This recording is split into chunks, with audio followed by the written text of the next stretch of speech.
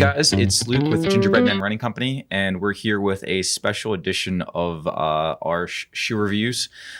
This weekend, I am apparently running a marathon that I signed up for and just figured it would get canceled, so I didn't really train for it. But today, we're going to talk about the shoes that I picked up to try for my first marathon and only marathon of 2020. We're going to be talking and comparing the Hyperion Tempo versus the Hyperion Elite 2. And I apologize, these shoes are both run-in, so on the images, if they look a little dirty, it's because they've got about 50 and 100 miles respectively. But I wanted to go into this because it is marathon weekend for me. Don't worry, it's a very, very small marathon. It's not a major marathon with thousands of people, so we will be safe. There's lots of wave starts, and hopefully, hopefully I don't die. My training has not been great. But let's talk a little bit about the Hyperion line by Brooks. The Hyperion line came out in 2020 as their super shoe, their carbon fiber racing shoe, and it was made to launch for the trials with Des Linden and Shadrach B. Watt running Atlanta to try and qualify for the marathon trials team. And it was a disaster. They launched on February 28th. The race was February 29th. Even the runners from Brooks didn't wear the Hyperion Elite version 1. There was a lot of public sales and things went well from a advertising standpoint, but even the pros felt that the shoe was like a brick. It was one of those shoes that was listed at $250 and was only predicted to have about 100 to 150 miles total life expectancy. So you can understand that it kind of fell a little bit flat, combined with the death kiss that was COVID-19. The Hyperion Elite 1 is a shoe that should just be forgotten for all time.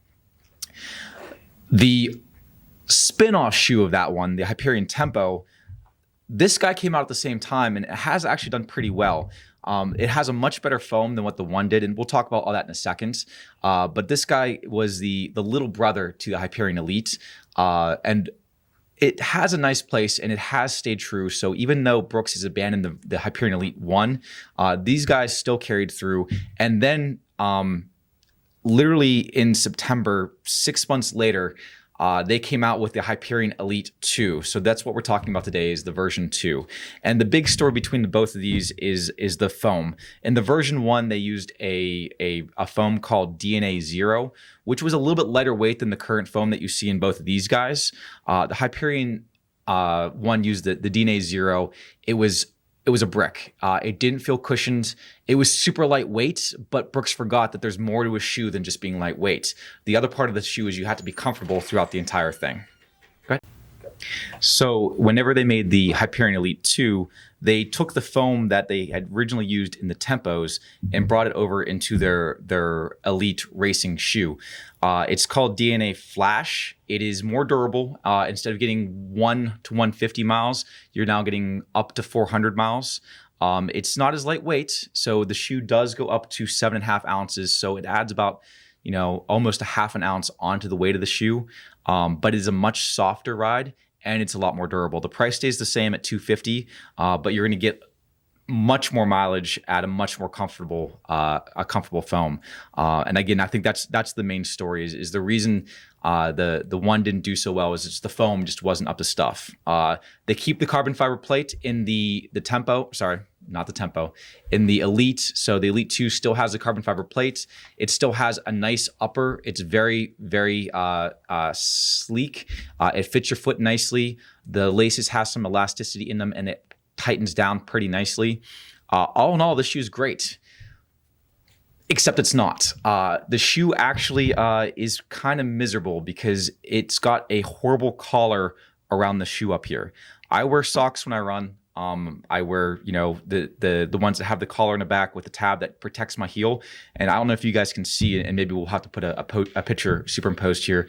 But I bled all over the place in this guy. After 50 miles or so of this, I couldn't get it to break in.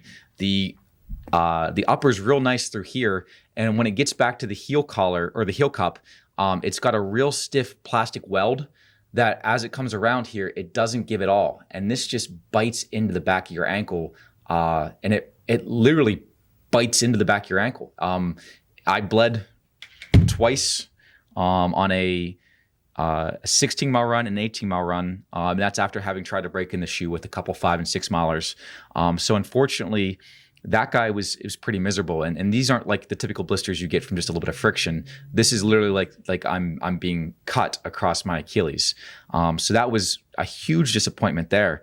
Other than that one thing, the shoe's great. It's got a nice carbon fiber plate. It's got the geometric heel, so when you hit, it rolls in real nice.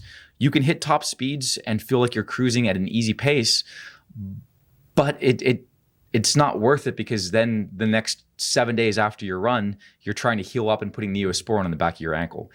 So that was a big mistake in my mind, and I'm hoping that they clean up the heel a little bit more whenever they get to the next one. The heel cup itself isn't super rigid. There's not a counter in here to kind of give you anything stiff.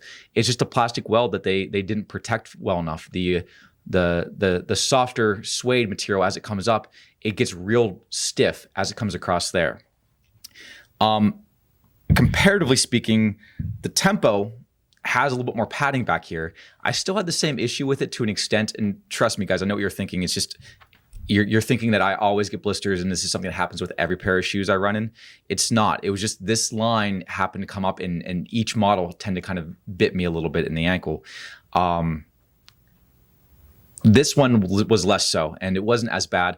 This was one of the ones where I took out of the box and I just jumped straight into a 20 miler just to kind of see how it worked. It did a pretty good job. I did get a little bit of friction back here. Not as bad as these guys. This was a little bit more of a traditional kind of a rubbage that caused a blister that healed up pretty quickly. These guys were a little bit more of a serration, a little bit more of a cut kind of feel. The Tempo is a great shoe. It's not what I would call your marathon shoe. This is your training day shoe. This is the shoe that you use for your workouts, your 5Ks, your 10Ks. It doesn't have the cushioning, in my opinion, to go through the full 26 miles.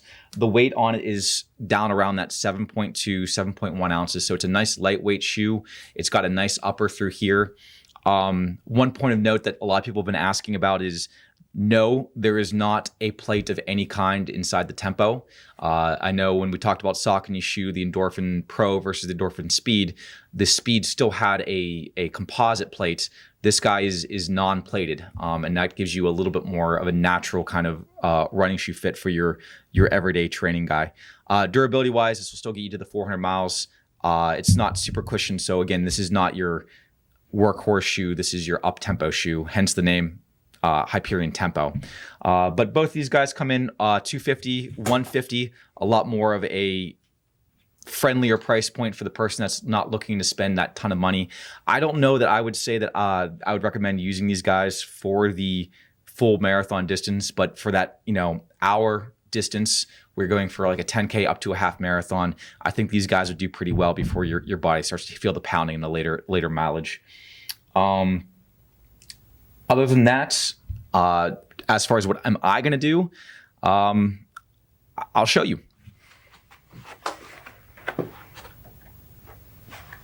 So my race is on Sunday, and I don't have a lot of time to mess this up. I'm literally just going to take the part of the shoe that I like better, take the part that I don't like out of the shoe. So again, this little cup here, we're just going to do some surgery and see if this makes a difference as it comes across. And again, this is a lot softer now. I probably damaged the shoe by cutting off the weld. But I think this will give me the better, more comfortable ride to get me through the full 26 miles. I'll let you know how it goes. Again, I'm running on Sunday, so on the comments or in the video info, I'm sure Zach will put an update on whether or not this worked. But again, this guy gives you the full carbon fiber plate, the extra cushioning to get through 26 miles. This guy, I think that I'm just too fat to make last for a marathon race. I think I want the extra cushioning. I want the carbon fiber plates, but I don't want that heel cup. Thanks, guys.